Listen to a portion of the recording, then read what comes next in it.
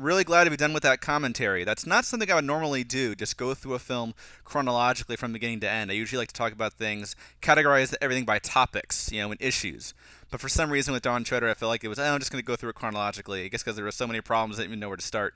My commentary was almost 4 hours long, talking about Voyage of the Dawn Treader. I feel like, what I really need to do is just do a video where I just say, in a nutshell, here's why the Voyage of the Dawn Treader film sucked. One easy to carry package. Here are the flaws. Here are the problems. So let's just jump right into it. Actually, these are my conclusions after talking about this movie for nearly 4 hours. Here are the problems with the movie.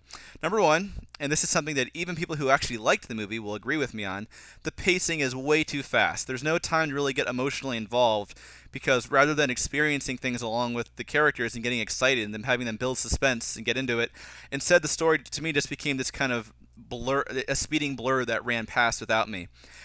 Watch the scene to really see what I'm talking about. I think all you have to do is watch a couple scenes in Lion, the Witch, and the Wardrobe or Prince Caspian. Think about the scene in Lion, the Witch, and the Wardrobe where Lucy meets Tumnus. Go watch that scene right now. Actually, you'll see what I'm talking about immediately. It's so different. Where we're just, it's not. You could cut out half of that scene easily. It's not like every part of that scene is important to the plot, but it's a great character moment and it gives us a chance to really get emotionally involved with what's going on. Think about the opening credits of Lion, the Witch, and the Wardrobe. It's not important to the plot at all. It just gives us a chance to get to know the characters a little bit, really be with them, really feel their plight. Think about Lucy's dream in Prince Caspian, where we really get a sense of her longing for the old days, her sadness that the trees aren't alive anymore. We're not rushing along or anything. It's just a chance to kind of get emotionally connected with the story and what's going on. Voyage of the Dawn Treader just races on past. It doesn't take any time to build suspense or anything. I really think it's because they were making the movie for small children. They were afraid they would get bored. That's all I can think. Or maybe just audiences in general. This movie was made for small children and ADD audiences. That's really it. So that was really hard to see. My next couple points, I think, are really consequences of the super fast pacing. Number two, all telling, no showing. This goes for the characters especially, I think. We don't really see or feel character arcs, have to be told about them. Eustace, for example, we don't see or feel the moment when he has to lie down and say, I can't do it, Aslan, you've got to do it. We don't see it, he simply tells us about it later. We don't see him doing that. We don't see the fact that it was painful for him. We only know it because he tells us about it later.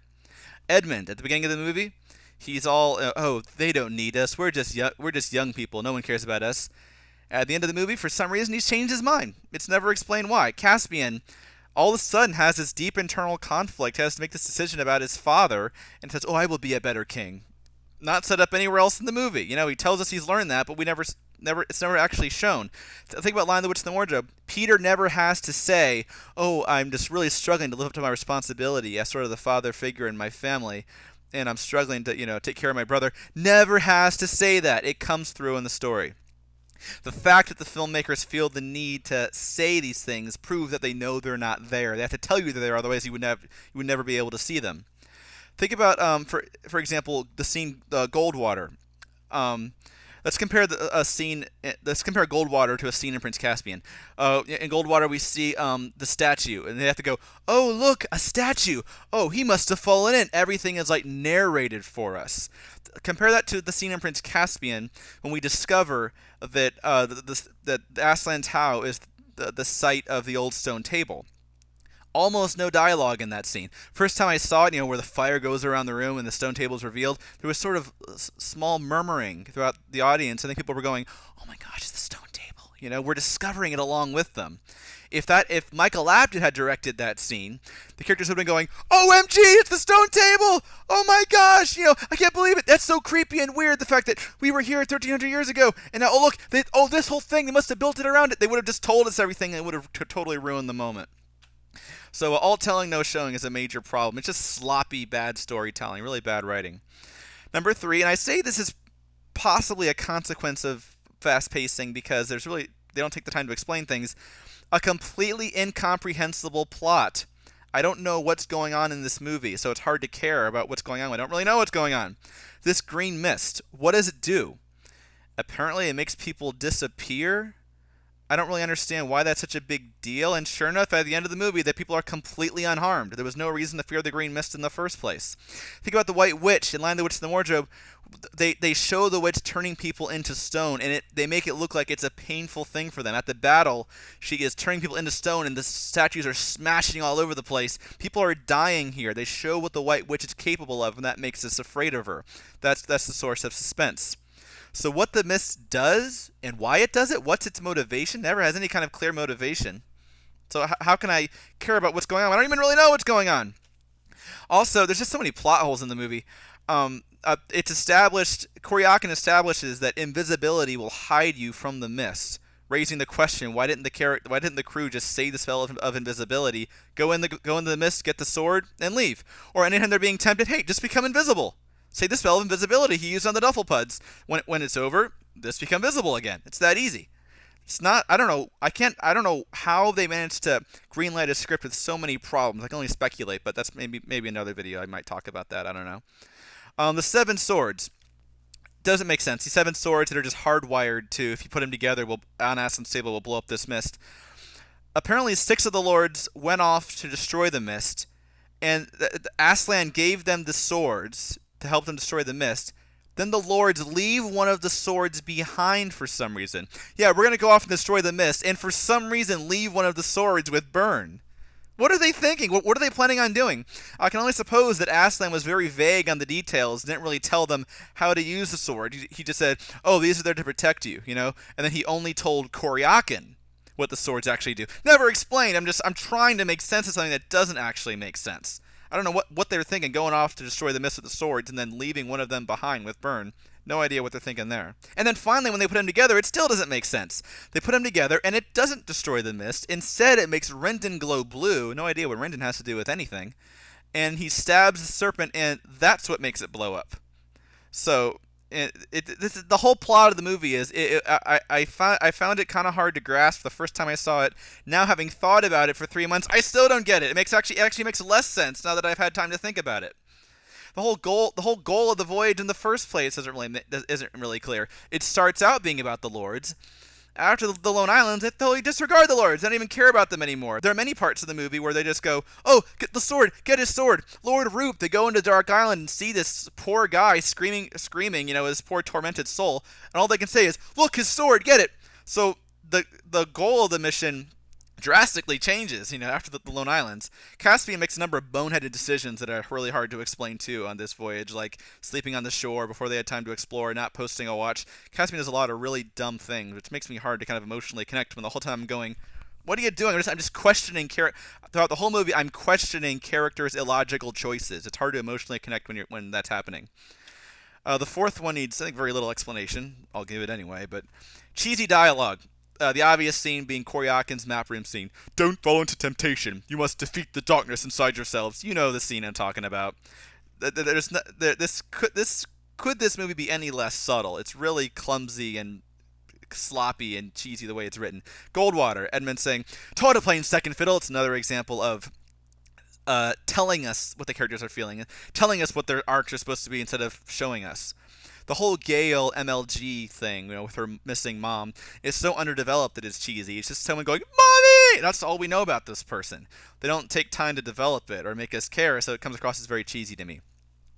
Number 5, inconsistent performances from the actors. I think Will Poulter and Ben Barnes are good. Georgie Henley's okay. A couple scenes she's good. A couple scenes she's not so good. I don't know what's going on there. Skander is pretty bad for almost all of it, and everyone else, all the minor characters are really bad, like Drinian. Something about it comes across as really, really cheesy. Whenever, like, the whole crew, there's this really cheesy yo-ho thing going on. It did not work at all.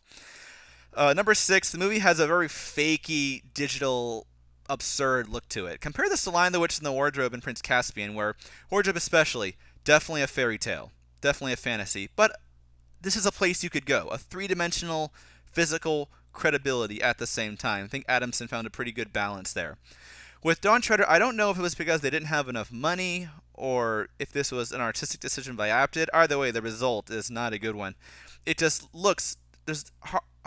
I think, like, the end scene In terms of what takes place in the fantasy world, the end scene at the world's end is the only scene that actually looks very credible, and that's why that's such a visually spectacular scene. Wow, this looks like a place I could go. That scene is really well done visually speaking, even though emotionally they really messed it up. So it's just again another thing that really keeps me from buying into this world and accepting that this could be real and emotionally connecting is that it just looks completely absurd. Now you notice those are the main things. Those are the main problems with Voyage of the Dawn Treader. I have not in this video. I've not yet talked about the movie as an adaptation. This is just as a standalone film. This is why it's such a bad movie. Just really poor storytelling. As an adaptation, it does even worse. Look at the themes, for example. We have a deep sense of longing for Aslan's country that he establishes very early on in the book, and it develops and comes up again and again in the book. Then there's this ultimate resolution and powerful climax at the end of the book, and that's what drives the story forward. That we're so excited about what are we going to find at the world's end. Completely gone in the movie. Repeat casually mentions that Aslan's country would be kind of a cool place to go, and the Aslan's country is not mentioned again until the end of the movie. So emotionally speaking, there's a lot missing here. Also, something I didn't really talk a whole lot about in my commentary, I really should have. The enemy or opposition is an external force in the movie. This completely flies in the face of not only the Voyage of the Dawn Treader, but the entire series, and really even a lot of C.S. Lewis's nonfiction as well. Think about Deathwater, for example. In the book, Edmund and Caspian, it's their own internal flaws that cause them to be greedy. They see this gold, they get excited. This thing I can have. They have a problem. Their own internal problems or what causes this. Thank goodness Aslan showed up at just the right moment to stop them. In the movie, it's not their fault this is happening. Oh, it's this evil green mist that is, as Edmund puts it, is playing with their minds and is putting them under some kind of spell and is making them do. It's not choices they're making. It's the fact that the mist is making them do it and playing with their minds. They're not responsible. It's not their fault. And it's really, remember, Koryakin tells them, you must defeat the darkness inside yourselves. You must defeat the darkness. Not Aslan or anyone else. They're the ones that have to do it. Aslan tells Lucy, don't run from who you are. The same old believe in yourself, cliche, Hollywood, blah, blah. I'll put it this way. In the book, the problem, the enemy, is internal. Their own internal flaws. The problem is inside. The solution is outside. It's Aslan. It's something outside themselves that can help them out. The movie completely flipped around. In the movie, the enemy is outside. It's this green mist that is attacking them and making them fall into temptation. And the solution is internal. Defeat the darkness inside yourselves. Don't run from who you are. The problem is out there, and we're gonna fix it. This is why I say not only does this fail to capture everything about the Dawn Treader book, it's actually an anti-Dawn Treader film, and yes, even an anti-C.S. Lewis film. It's actually arguing the opposite of what Lewis was saying. The story is fundamentally different. It starts out on the right foot. Let's find these seven lords. Not because we have any reason to, but because it's the right thing to do. Yeah, that's in the book. Then it drastically changes course after the Lone Islands, and they actually stop caring about the lords completely. It's just, oh, get their swords. They don't even care about the seven lords at all after that. So then it becomes about destroying this mist, destroying this threat. Something that's really unique about the Dawn Treader book, it doesn't have a villain. It's about an emotional internal struggle. That's what gives it depth. That's what makes it interesting. And they chose to go for a more cliche, conventional, boring, shallow, must defeat the green mist that's doing something. In conclusion, Voyage of the Dawn Treader is a very bad film and an even worse adaptation. And I guess this more or less wraps up my thoughts, review, analysis of Voyage of the Dawn Treader. Any of you who've been following these videos for the past 2.5 years or even longer know how hard this is for me to say. That I would have loved it if it had been gosh, if you're going to totally butcher the book, at least make it a decent film, right? But this is...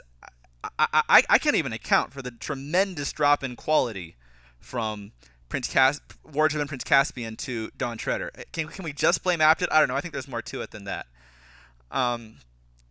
It's just kind of a sad ending, to this series of videos, to see it turn out so poorly. But I will start transitioning to the next Narnia movie, if they make one, whatever that may be. For now, very disappointed and shocked, surprised in Walden Media and everyone involved in this production for releasing something that's so poor in quality. This is a forgettable piece of junk. Mildly entertaining. Munch some popcorn and forget about it. It is so sad to see such a special book be turned into such a conventional and just downright uninteresting, boring film.